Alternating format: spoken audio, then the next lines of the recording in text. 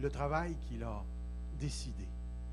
Une chose qui m'impressionne dans l'Écriture, c'est que dès le début de la Genèse, jusqu'à la fin de l'Apocalypse, Dieu se sert des gens. Dieu se sert des personnes. Avez-vous remarqué? Qui d'entre nous ne connaît pas Joseph? Et comment Joseph, dans la main de Dieu, a réalisé le plan de Dieu? Qui ne connaît pas Abraham, qui est le père, en fin de compte, de la promesse? Vous connaissez sans doute Moïse, qui a été utilisé par Dieu puissamment pour conduire les enfants d'Israël de l'Égypte à la terre promise. Vous pensez à Josué, ce grand homme qui a passé une partie de sa vie à se battre pour emmener Israël en possession du royaume de Canaan. Et quand on tourne vers le Nouveau Testament, eh bien, on s'en va vers David qui a joué un rôle tellement important dans la vie d'Israël. Vous pensez à Paul, à Pierre, peut-être un personnage qu'on entend moins souvent, mais qu'on lit dans sa lettre, Jacques, le frère du Seigneur, qui a joué un rôle tout à fait particulier. Vous rappelez-vous du nom de la personne qui a conduit Paul au Seigneur?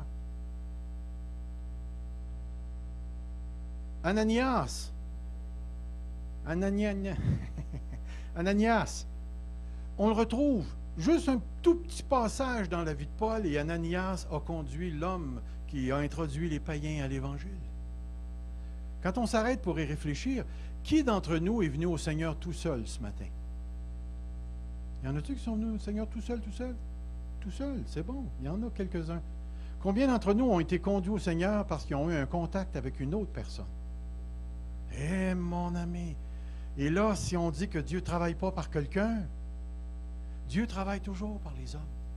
Puis je prends l'homme dans le sens générique, homme-femme, peu importe, les enfants, mais Dieu, dans sa grande intelligence, dans son plan éternel qu'il a conçu avant la fondation du monde, il avait déjà décidé de ce que Dieu ferait.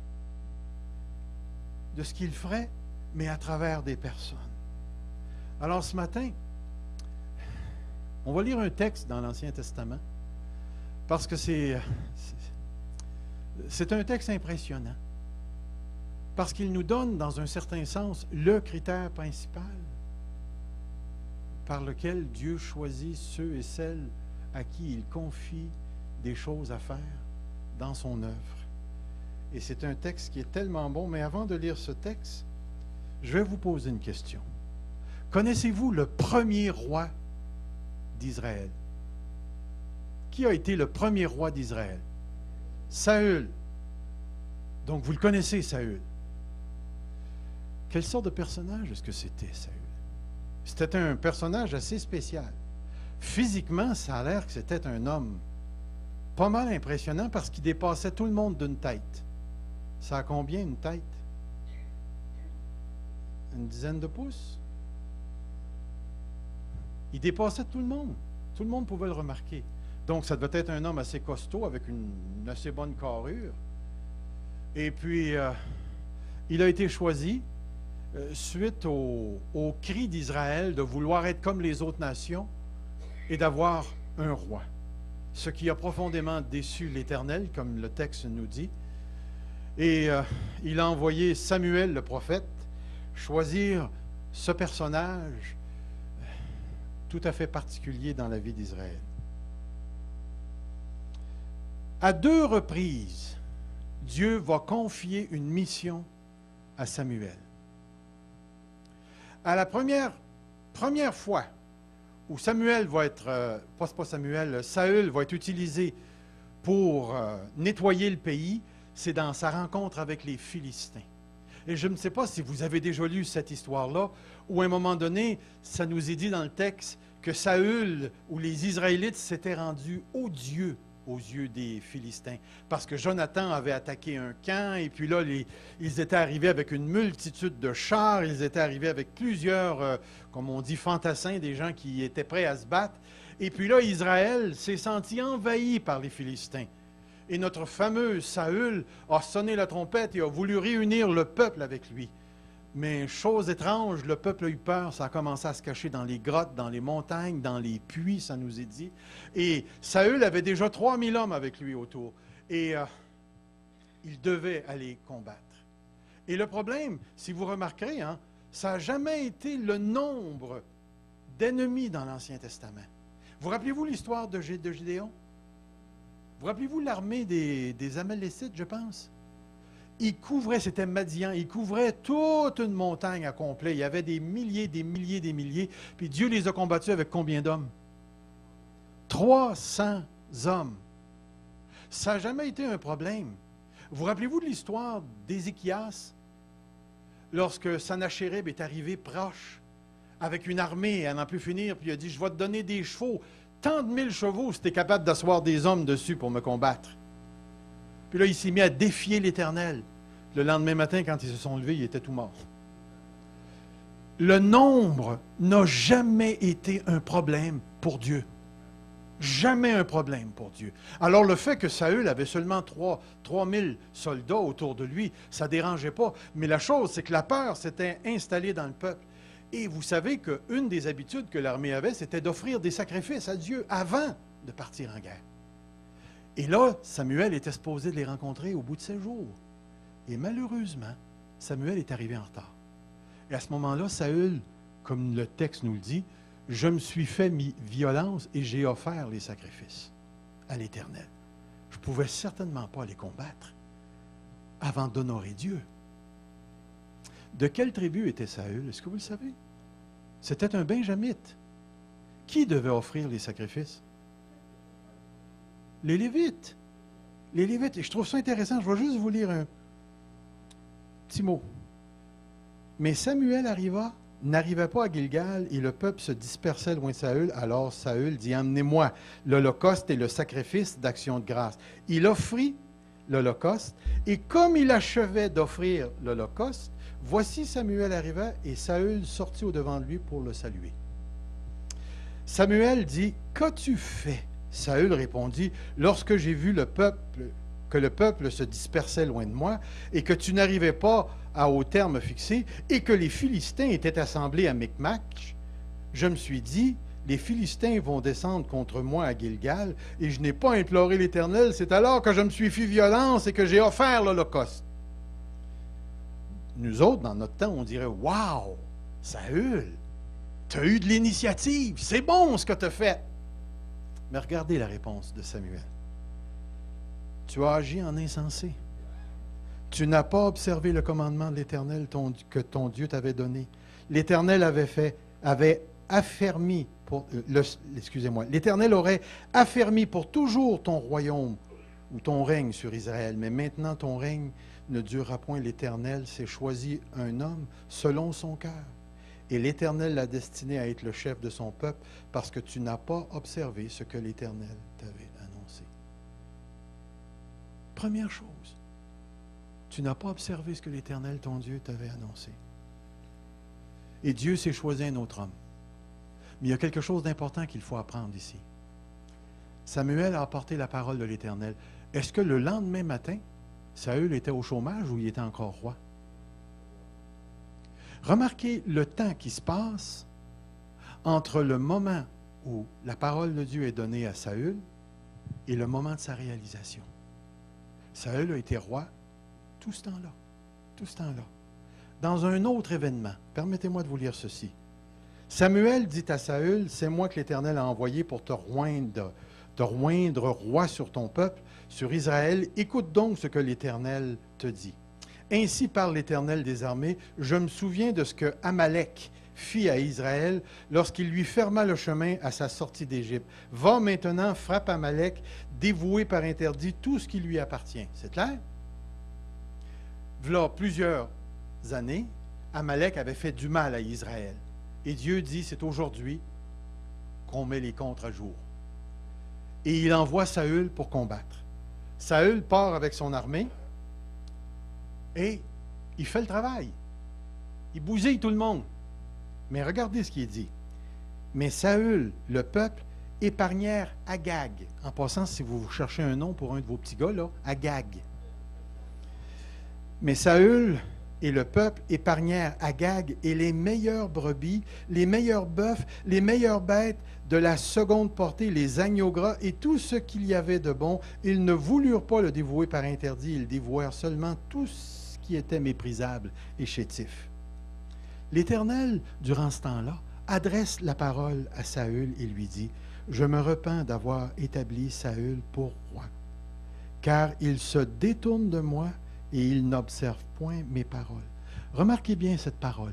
« Il se détourne de moi et il n'observe point mes paroles. » Samuel fut irrité, il cria à l'Éternel toute la nuit, et là il se lève de bon matin.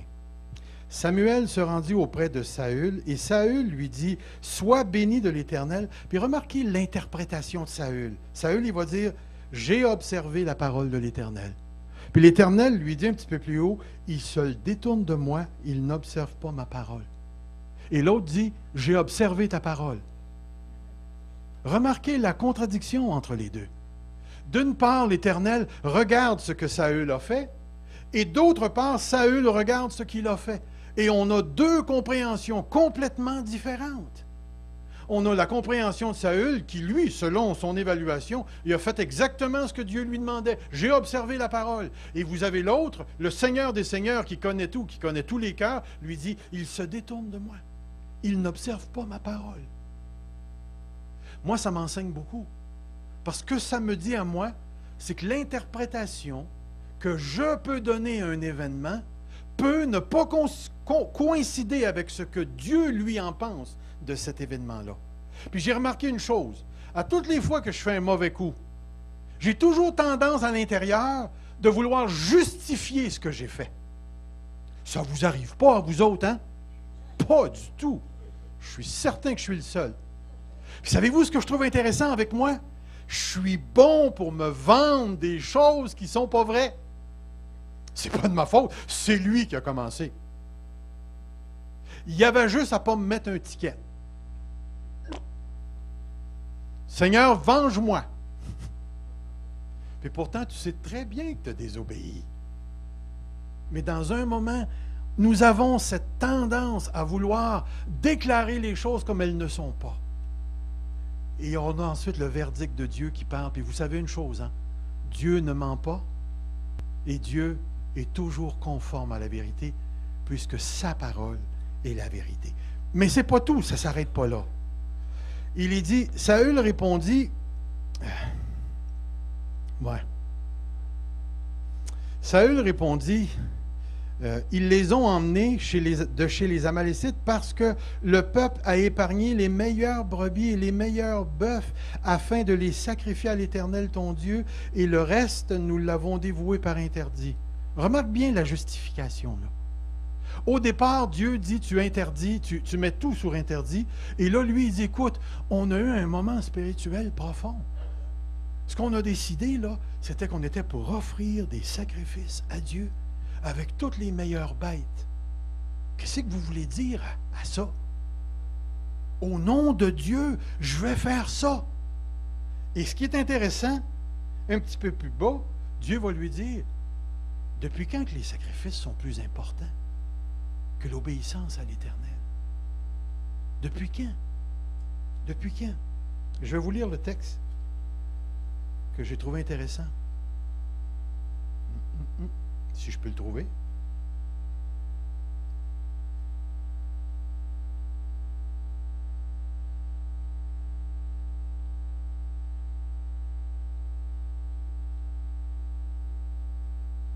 OK, je ne vous le lirai pas. Mais il y a quelque chose que je vais vous lire que j'ai trouvé très, très intéressant.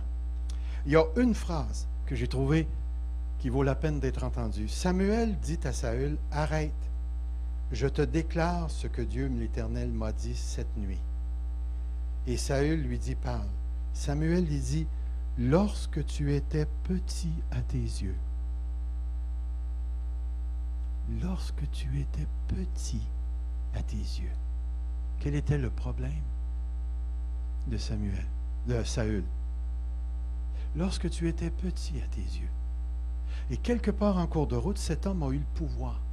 Il est devenu le roi des rois, le personnage le plus important du peuple juif. Et il n'avait qu'à dire un mot et sa parole se réalisait à travers tout le pays. Il avait déjà commencé à structurer son armée. Il avait déjà commencé à réquisitionner les biens d'Israël pour faire fonctionner son règne, son royaume. Saül était devenu l'homme le plus autoritaire, le plus important de la nation d'Israël. Et le problème, c'est qu'à un certain moment donné, ce pouvoir l'a corrompu. Il a été saisi par l'orgueil. Et puis une chose intéressante, à chaque fois qu'il a une chose à faire pour Dieu, cet homme se détourne de Dieu et fait ce que lui a décidé de faire. C'est très impressionnant lorsqu'on s'arrête à ça. Pourquoi n'as-tu pas écouté la voix de l'Éternel? Pourquoi t'es-tu jeté sur le butin et fait ce qui est mal aux yeux?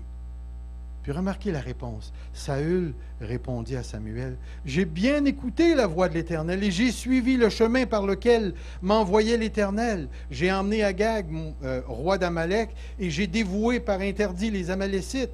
Mais le peuple a pris sur le butin des brebis et des bœufs. C'est pas de ma faute.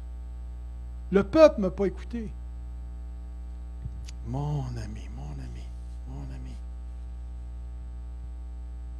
Voyez-vous, au fur et à mesure que le discours se déroule, on arrive à ceci. Finalement,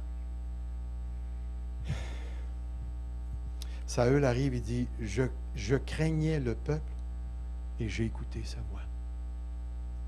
Il reconnaît qu'en réalité, son grand problème, c'est lui et son royaume sont plus importants que Dieu et l'obéissance.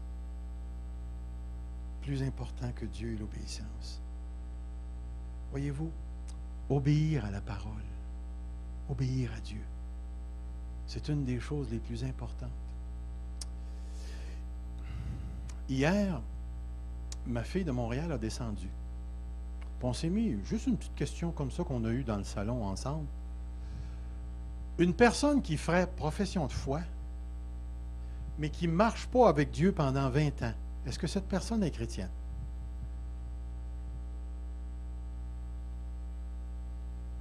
Oui, mais elle a fait la prière de repentance. Est-ce qu'elle est chrétienne, oui ou non? Qu'est-ce que la parole de Dieu nous dit? Puis prenez garde, hein, parce qu'on est souvent coupable de cette chose-là, nous. Ah, il est allé à l'école du dimanche quand il était jeune, il a fait profession de foi.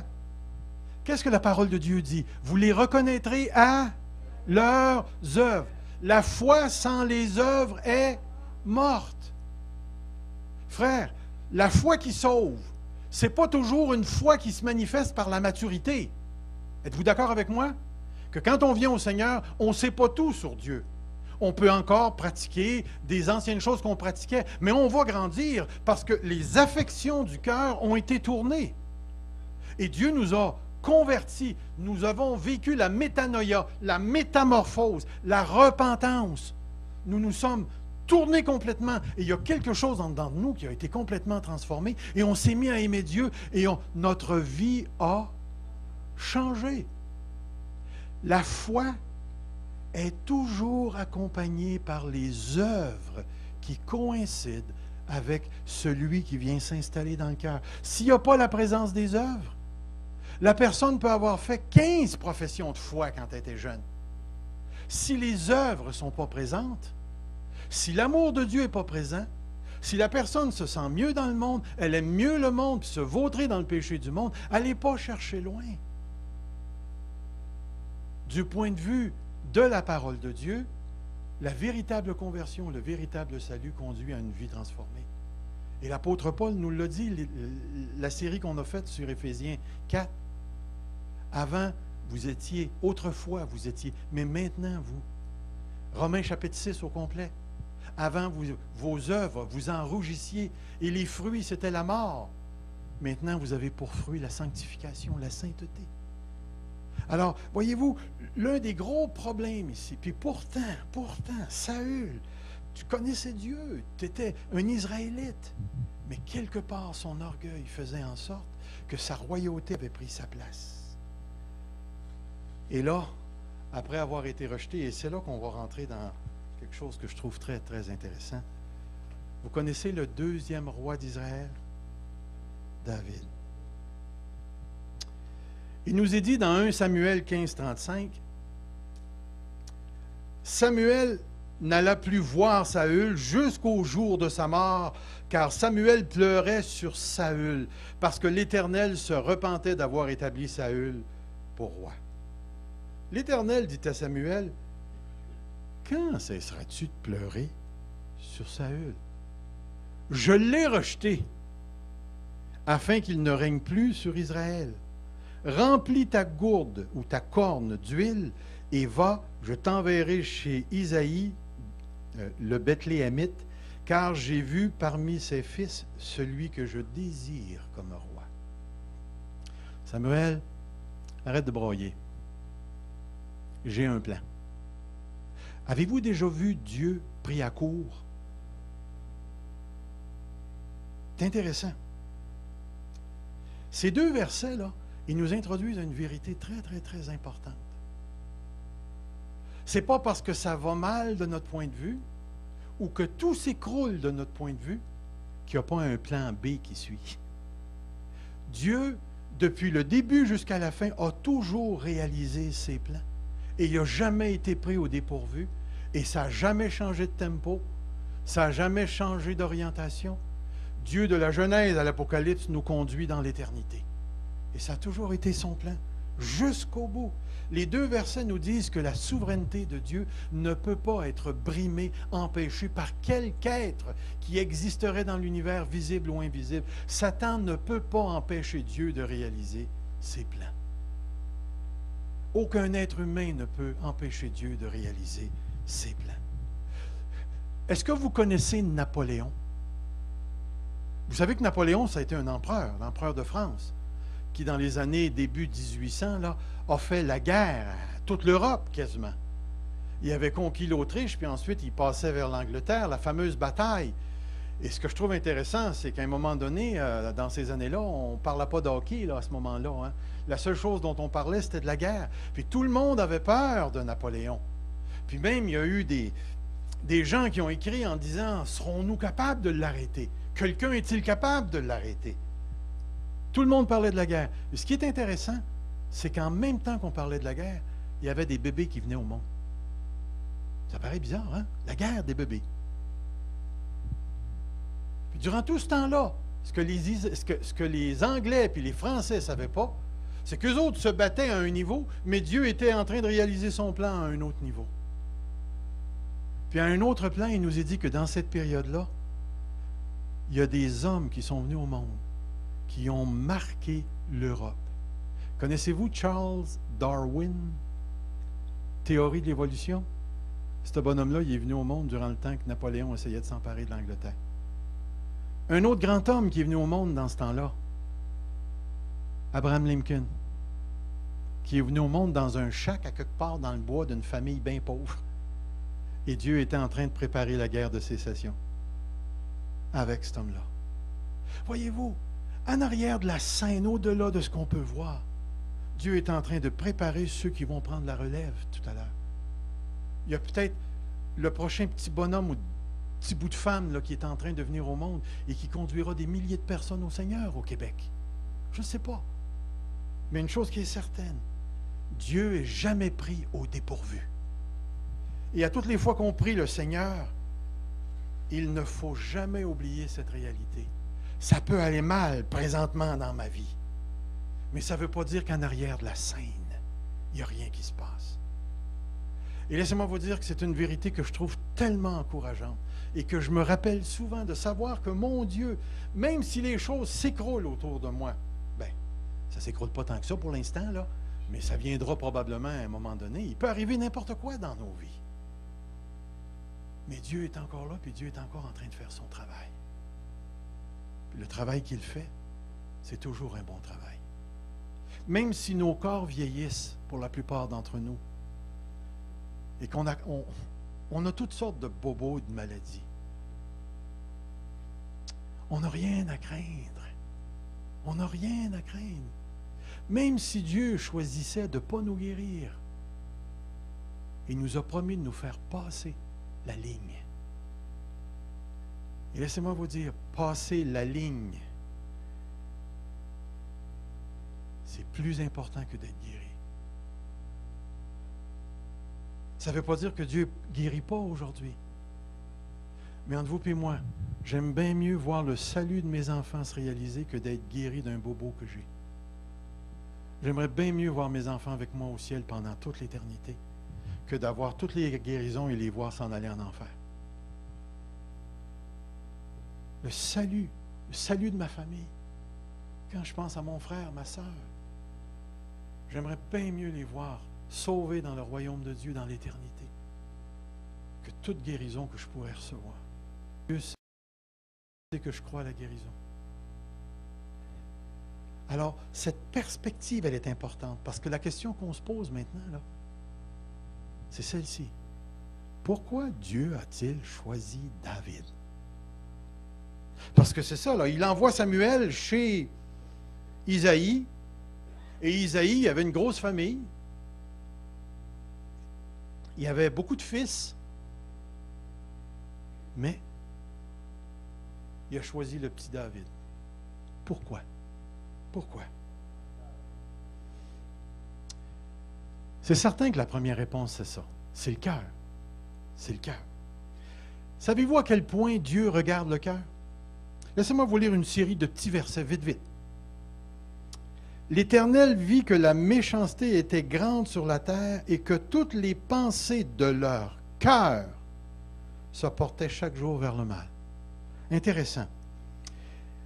1 Roi 8,39. Exauce-les des cieux du lieu de ta demeure et pardonne, agis et rends à chacun selon ses voies, toi qui connais le cœur de chacun. Ensuite, psaume 44, 22.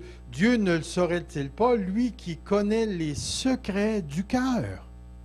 Ensuite, 1 Chronique 29, 17. Je sais, mon Dieu, tu sondes le cœur et tu aimes la droiture. Jérémie 12, 3. Et toi, Éternel, tu me connais, tu me vois, tu sondes mon cœur. Qui est avec toi? Ensuite, Jérémie 17, 10. Moi, l'Éternel, j'éprouve le cœur, je sonde les reins. Il n'y a rien de caché de ma personne entre moi et Dieu. Mais ce qui est intéressant dans ces textes, c'est le regard de Dieu. Dieu porte son regard sur le cœur. Il entre dans le cœur. Il connaît nos pensées. Il connaît nos motifs. Le psaume 139 dit, la parole n'est pas déjà sur ma langue, que tu la connais déjà. Tu la connais entièrement, Seigneur. Alors vous avez raison de dire, parce qu'au verset 14, il dit, et maintenant, excusez-moi, et maintenant que ton règne ne durera point, l'Éternel s'est choisi un homme selon son cœur. Le cœur de Dieu et le cœur de l'homme ont besoin de vibrer ensemble. Et c'est pourquoi Dieu a choisi David à cause de son cœur. Mais je trouve ça super intéressant. Connaissez-vous bien David? Connaissez-vous bien David? Lorsque nous regardons la vie de David, nous ne retrouvons pas un homme parfait et surtout sans péché, parce qu'il a commis des fautes aussi graves que celles de Saül. Écoutez bien, David était un polygame. Polygame. Ensuite, il aurait établi sa propre justice dans l'affaire de Nabal. Vous rappelez-vous de Nabal? Nabal qui avait des moutons, eux autres ont gardé les moutons, sont allés pour se faire donner quelques moutons, puis Nabal les a rabroués, et là, David a ramassé son épée, puis il a dit à son gars, « Wow, on le passe au fil de l'épée. » Puis la femme de Nabal est allée vers David, Abigail, puis elle lui a dit, « Wow, minute, tu vas mettre du sang sur tes mains. » Puis une chance que David a écouté. Puis vous vous rappelez, Nabal est mort d'une crise de cœur. Et là, Abigail est devenue la femme de David. Mais écoutez, s'il n'y avait pas eu de femme entre Nabal et David, David aurait passé au fil de l'épée tous les serviteurs de Nabal. C'était un homme, il fallait faire attention. Savez-vous que David a commis l'adultère avec Bathsheba? Qu'est-ce qu'il a fait au mari de Bathsheba? Il l'a fait tuer. Il l'a envoyé en avant, il a dit à l'armée de se retirer, puis ils l'ont tué. Une autre chose que David a faite, vous rappelez-vous qu'il y a eu 70 000 hommes qui sont morts à cause de lui? Il avait fait faire un dénombrement qu'il n'aurait pas dû faire. Puis David savait qu'il a mal agi. Pourquoi? Parce que son cœur s'est mis à battre à l'intérieur de lui. On appelle ça du stress. Il savait qu'il avait mal agi. Puis en plus de ça, entre vous et moi, là, si j'avais été à une conférence familiale, puis que David avait été le speaker principal, comme on dit, l'orateur principal sur la famille, je ne pense pas que je l'aurais écouté. Parce qu'entre vous et moi, ce n'était pas un très, très bon père de famille quand tu regardes ce qui s'est passé dans ses enfants. Alors tu te rends compte, tu dis, wow, tant de minutes là. Il est appelé un homme selon le cœur de Dieu, puis tu regardes sa vie, puis tu te dis, wow, il n'est pas mieux que moi, ce gars-là. Il n'est pas mieux que moi. Puis là, ça te dit un petit peu plus beau. Mais Dieu s'est choisi un homme selon son cœur. Puis là, tu dis, il y a quelque chose qui ne marche pas, Seigneur. Soit, Seigneur, que tu as besoin de lunettes, ou c'est soit que moi, je ne comprends pas quelque chose. Puis l'habitude, c'est moi qui ne comprends pas. Parce que c'est certain que notre Dieu sait ce qu'il fait. Dieu a vu quelque chose en David qu'il n'a pas vu dans Saül. Et je vais vous démontrer un tout petit peu ce qu'il a vu.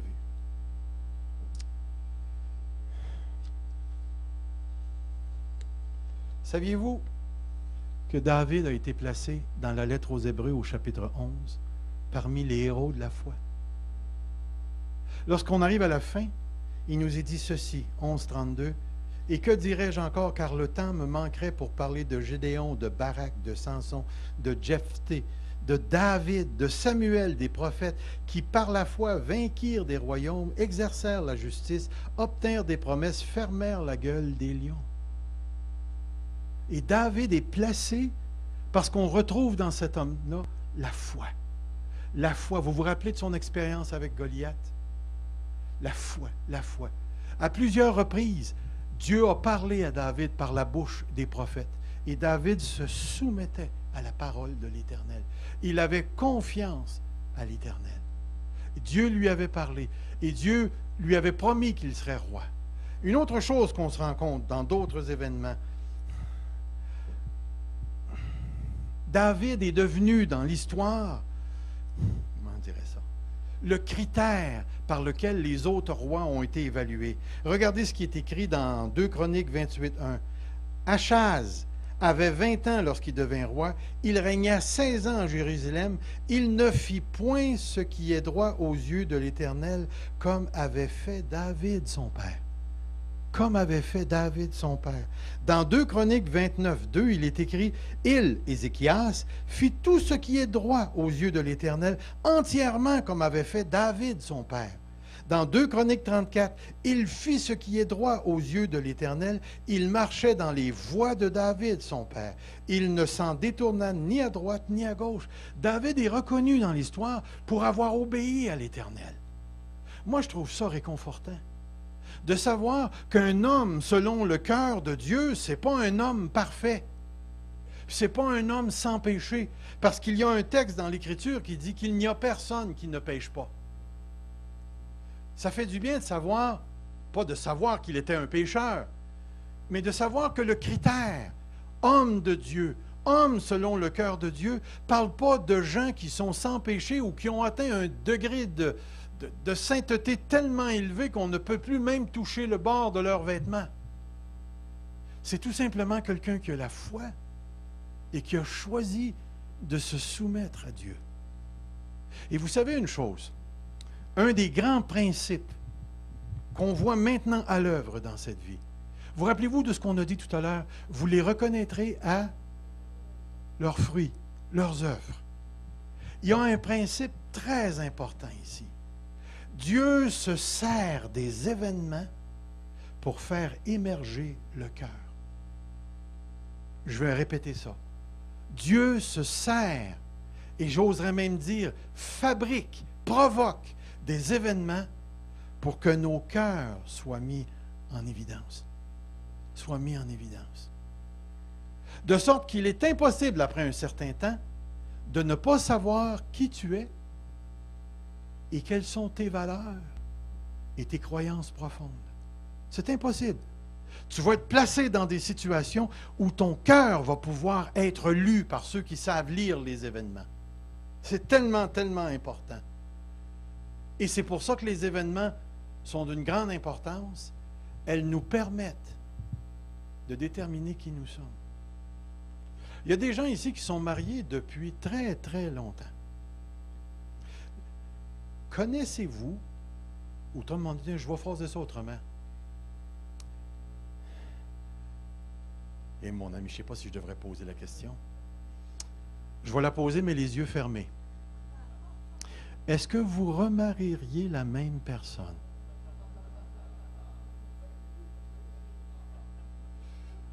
Pourquoi ça vous fait rire?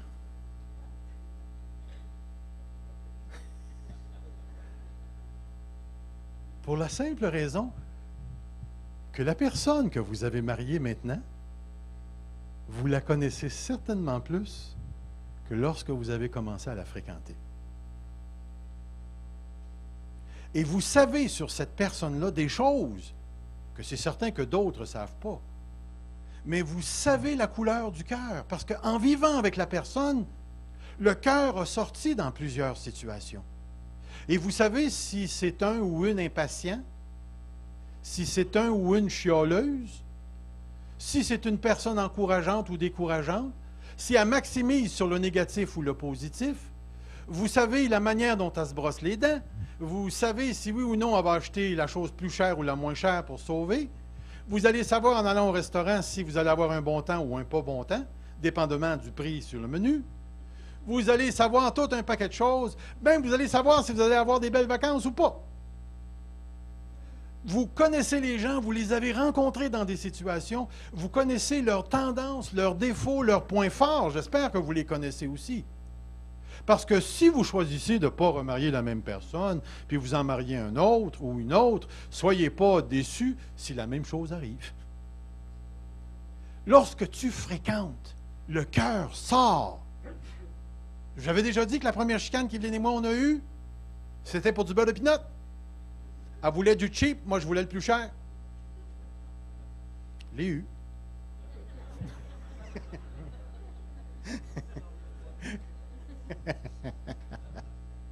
Ah, ça me fait rire. Je vais en manger une quand j'arrive à la maison.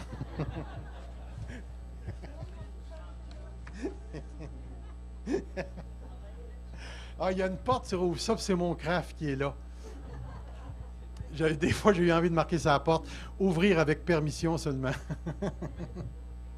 mais l'idée que je veux mettre devant vous, c'est les événements vont manifester votre cœur. Que vous le vouliez, que vous ne le vouliez pas. Que vous le vouliez, que vous ne le vouliez pas. Les événements ont mis sur la table le cœur de David. Et quand vous lisez les psaumes de David, vous pouvez découvrir sa loyauté envers Dieu à travers les psaumes. Vous pouvez découvrir à quel point cet homme mettait Dieu comme étant la priorité de sa vie. Écoutez bien ça. Reconnaissait la primauté de Dieu sur lui. Ô Dieu, le psaume 63:2. Ô Dieu, tu es mon Dieu. Je te cherche. Mon âme a soif de toi. Mon corps soupire après toi dans une terre aride, desséchée, sans eau. David, et ça, j'ai trouvé ça. La première fois que j'ai lu ça, je pensais qu'il était un orgueilleux, mais j'ai compris après. David déclare sa droiture devant Dieu. C'est un homme qui n'avait pas peur de s'exposer devant Dieu. Voici ce qu'il dit, psaume 17:1, prière de David, Éternel, écoute la droiture, sois attentif à mes cris, prête l'oreille à ma prière, faite avec des lèvres sans tromperie. Regardez 131:1, Cantique des degrés de David. Éternel, j'ai un cœur je n'ai un cœur ni qui s'enfle, ni des regards hautains. Je ne m'occupe pas des choses trop grandes et trop relevées pour moi. Dans un autre psaume, 78:12, David les dirigea avec un cœur intègre, les conduisit avec une main intelligente. C'est David qui écrit, là. Et David parle de son cœur. Puis il s'expose devant Dieu, puis il dit, Seigneur, sonde-moi. Sonde-moi, Seigneur. Tu vas voir la droiture dans mon cœur. Avez-vous déjà dit à Dieu, dans un moment de découragement ou dans un autre moment, Seigneur, tu sais que je t'aime. Avez-vous déjà dit ça à Dieu? Tu le sais, Seigneur, que je t'aime. Si tu fouilles mon cœur, tu vas voir dans le fond de mon cœur. Je t'aime, Seigneur. Je le sais que je t'aime. Je sais que je crois en toi. Ou vous exposez votre personne. David était capable de s'exposer à Dieu. Une autre chose, David reconnaissait sa dépendance. Sa dépendance. Puis pourtant, n'oubliez pas, c'était un roi, là. Il n'y avait qu'à dire un mot et les choses arrivaient. Il nous est dit dans le psaume 11, « C'est en l'Éternel que je cherche un refuge. » Il aurait pu se confier dans son argent, dans sa politique, dans son armée, mais c'est en l'Éternel. Comment pouvez-vous me dire, « Fuis dans vos montagnes comme un oiseau » ? Le psaume 28, 1, « Éternel, c'est à toi que je crie, mon rocher, ne reste pas sourd à ma voix. » 141, 1, « Éternel, je t'invoque, viens en hâte auprès de moi, prête l'oreille à ma voix quand je t'invoque. » Le psaume 143, 1, « Éternel, écoute ma prière, prête l'oreille à mes supplications, exauce-moi dans ta fidélité. » Le recours à Dieu, le recours constant à Dieu chez lui. David était un homme imparfait, qui a commis des fautes sérieuses que Dieu a utilisées pour le former dans son caractère. Mais dans le fond du cœur, tu peux reconnaître une spiritualité profonde, animée par un cœur qui désire rencontrer Dieu et qui désire marcher avec Dieu. Une autre chose qu'on retrouve dans ces psaumes, David trouvait son plaisir en l'Éternel. Vous n'entendrez pas ça à Hollywood. Vous n'entendrez pas ça à la télévision. Vous n'entendrez pas ça dans le monde des artistes du Québec. Je trouve mon plaisir en l'Éternel. Écoutez ce texte, Cantique des degrés, David. Je suis dans la joie quand on me dit « Allons à la maison de l'Éternel ». Le psaume 138, 1. Je te célèbre de tout mon cœur. Je chante tes louanges en présence de Dieu. David reconnaissait. Il louait Dieu. Il louait Dieu. Une dernière chose que j'aimerais mettre devant vous. Pourquoi Dieu a-t-il choisi David? Vous êtes d'accord avec moi? C'est impossible de ne pas pécher. Qu'est-ce que David faisait que Saül n'a pas fait? C'est repenti. C'est repenti. C'est repenti. David n'était pas un homme qui ne pêche pas, mais c'était un homme qui se repentait. Et laissez-moi vous dire que la repentance, elle a du prix aux yeux de Dieu. Dieu cherche les gens qui sont prêts à s'humilier à sa voix. Parce que Dieu n'est pas surpris par les péchés. Et quand Dieu nous a sauvés, et moi c'était il y a plusieurs années lorsque j'avais 19 ans, pensez-vous qu'il ne savait pas toutes les niaiseries que je ferais? Tu penses-tu que Dieu ne sait pas ce que tu vas faire cette semaine? Il sait tout, tout, tout. Est-ce qu'il sait de qui tu vas parler? Comment tu vas en parler? Est-ce qu'il sait où tu vas t'exposer? À quoi tu vas t'exposer cette semaine? Dieu sait tout ça. Il n'est jamais impressionné. Écoutez bien ce que je veux dire. Il n'est jamais impressionné par le bien ou le mal qu'un être humain peut faire. Parce que lorsqu'il est question du bien, c'est parce qu'il est personnellement impliqué. Et quand c'est la question du mal, c'est parce que quelque part nos cœurs ont décidé de se détourner pendant un instant. Mais une chose que Dieu valorise, c'est la repentance. Et j'arrive peut-être au point le plus important de tout ce qu'on dit ce matin. La manière dont une personne traite avec le mal qu'elle commet nous dit la profondeur de sa spiritualité, de sa relation avec Dieu, de l'honneur qu'elle accorde à Dieu et de la valeur qu'elle accorde à sa relation avec Dieu. La manière dont on traite avec le mal que l'on fait dévoile. Vous rappelez-vous le fameux texte dans l'Évangile de Matthieu qui dit « Si tu sais que ton frère a quelque chose contre toi, laisse-le ton offrande. Lorsqu'il mentionne le mot offrande, dans quel contexte est-ce qu'on est? En quel contexte sommes-nous? Mettez-vous dans le temps de Jésus. Où ça se faisait une offrande? Dans le temple. On est dans un contexte où la personne va aller offrir quelque chose à Dieu dans une réunion particulière où la personne apportait une brebis, une vache ou quelque chose en offrande à Dieu. Et Dieu, qui est là, dit, ton offrande, là, laisse-la sur le bord de la porte et va te réconcilier avec la personne. Oui, mais Seigneur, c'est pas moi le premier qui a commis la faute. C'est lui ou elle qui a péché contre. Le Seigneur dit, non, non, c'est même pas une question de savoir qui a commencé. Laisse-là ton offrande. Va te réconcilier. Pourquoi? Le Seigneur accorde beaucoup plus de valeur à l'obéissance qu'au sacrifice. Beaucoup plus de valeur à l'obéissance qu'au sacrifice. Voyez-vous, Saul est devenu un orgueilleux à tel point qu'obéir à Dieu était devenu secondaire. Saul, quand il a su qu'il perdait son royaume, il a perdu la tête. Il a fait tuer toute une famille de prêtres, il nous est dit, 85 hommes, pour tenter de sauver sa royauté. Dans les derniers jours de sa vie, il est même allé consulter une personne qui évoquait les morts. Et le lendemain matin, il était mort. C'était terminé pour lui. Quand on regarde David, avec le recensement, ou 70 000 personnes, tu as vu David venir se repentir devant Dieu, offrir un sacrifice pour son péché, et même d'offrir sa vie et dire, Seigneur, prends-toi-en en moi, laisse le peuple. David, loin d'être parfait, a fait la volonté de Dieu et a fait de Dieu sa raison de vivre.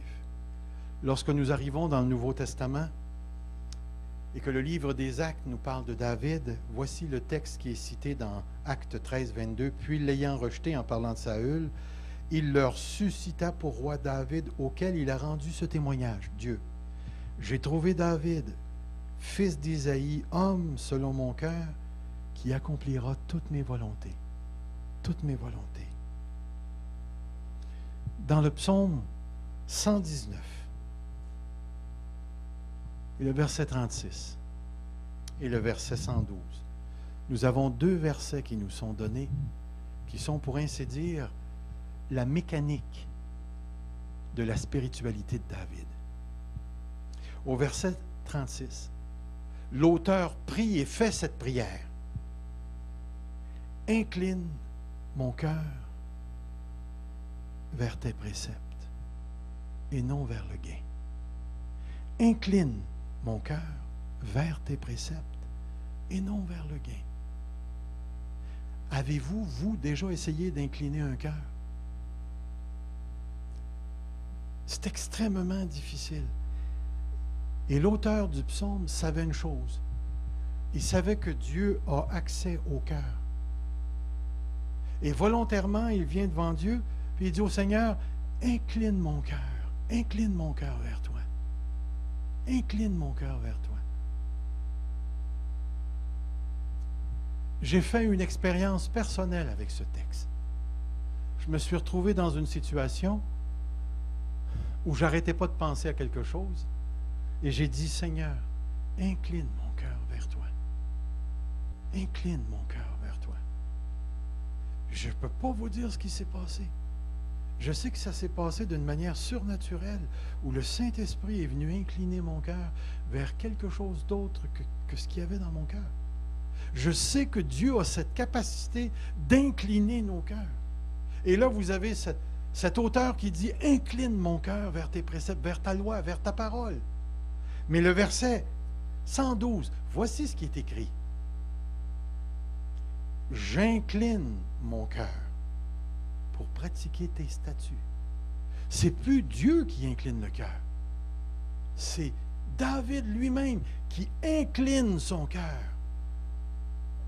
Et j'ai remarqué que dans ces deux textes, vous avez la mécanique spirituelle. D'une part, Dieu incline le cœur, et d'autre part, l'être humain incline son cœur. Et là, on aurait la tendance de dire, c'est 50-50. Si tu fais ton 50, Dieu va faire son 50. Laissez-moi vous dire que ça ne marche pas comme ça. Il n'y a pas de 50-50 avec Dieu. Dieu en fait toujours plus que moi je peux en faire. C'est toujours le plus gros du morceau que Dieu tient dans sa main. Mais une chose que j'ai trouvée intéressante, même si on ne doit pas s'imaginer que c'est 50-50, même si l'implication du divin est toujours plus impliquée que ma propre volonté, l'inclinaison de mon cœur n'est jamais sans ma volonté. Voyez-vous, des fois, là, nous sommes tellement pris que la seule chose qu'on a, c'est de volontairement être capable de demander à Dieu d'incliner nos cœurs dans son amour, dans ses préceptes. Pourquoi est-ce que Dieu a choisi David? Certainement pas parce que c'était un homme parfait. Dieu a choisi David parce que dans son cœur, il y avait cette, je ne sais pas comment on pourrait l'appeler, cette inclinaison vers l'Éternel. Et ce matin, j'aimerais te dire que si le Saint-Esprit habite en toi, ton cœur est déjà incliné vers Dieu, vers les choses de Dieu. Et tout ce que tu as à faire, c'est de te remettre entre ses mains et de dire, Seigneur, incline mon cœur pour que je te serve, pour que je t'aime, pour que j'arrive à dépasser la situation dans laquelle je me trouve, pour être capable de voir qu'en dépit de toutes les choses qui m'arrivent, mon cœur te reste attaché. J'ai vraiment besoin que mon cœur reste attaché à Dieu. Et je me surprends, moi, personnellement, souvent, depuis un bout de temps, à dire, Seigneur, garde-moi jusqu'à la fin. Garde-moi jusqu'à la fin. Incline mon cœur pour que je te serve en dépit de tout ce qui peut m'arriver. Garde-moi fidèle. Je ne sais pas où vous en êtes présentement dans votre vie. Je ne sais pas si ça va bien ou si ça va mal. Mais je peux te garantir que ça va aller mal à un moment donné. Ça va tout mal à un moment donné. Pourquoi? Parce que Dieu se sert des événements pour faire émerger le cœur.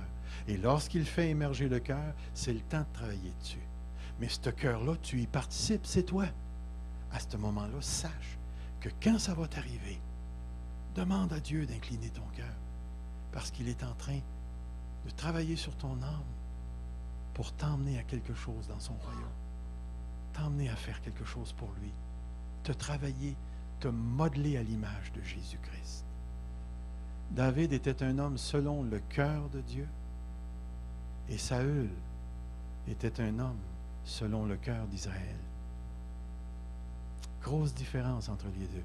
Ils ont demandé un roi sans se confier en l'Éternel et David était le choix de Dieu pour Israël. Gardons bien la pensée. Dieu se cherche encore aujourd'hui des gens. Est-ce que tu es prêt à le laisser fouiller ton cœur, à lui demander d'incliner ton cœur et de le laisser se servir de toi? Courbons-nous devant Dieu. Seigneur Jésus, nous avons tellement besoin de toi encore une fois ce matin. Parle à nos cœurs, parle à nos vies. Tu es le roi, tu es parfait. Rapproche-nous de toi. Rapproche-nous de toi, car tu es le roi. Incline le cœur de cette assemblée à demeurer fidèle à toi, à rester dans tes voies, à t'aimer, Seigneur, en dépit de tout, à choisir de vivre ou de mourir pour toi si c'est ce que tu nous imposes. Mais jusqu'au bout, Seigneur, je veux te suivre, dans les bons et les mauvais jours, Seigneur, jusqu'à ce que tu reviennes. Bénis l'assemblée de la parole de Dieu. Amen. Merci, Seigneur.